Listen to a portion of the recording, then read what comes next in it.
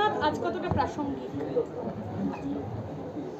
রবীন্দ্রনাথের আজকে 165তম জন্মদিবস এবং আজকে আজকে ফ্যাসিবাদের পরাজয়ের দিবস।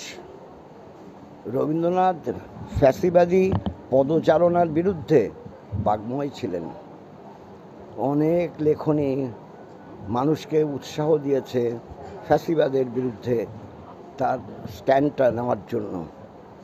ফলে রবীন্দ্রনাথ তার ধর্মভাব কবিতাতে যে কথাগুলো লিখেছেন সেই কথা ছত্রে ছত্রে আজকে কিন্তু প্রাসঙ্গিক। আর যুদ্ধ, সেটা নিয়ে কি বলবেন? যুদ্ধ নিয়েও রবীন্দ্রনাথের যে বক্তব্য, সেই বক্তব্যকে ধরলে পড়েতে যুদ্ধ ধ্বংসের প্রতীক।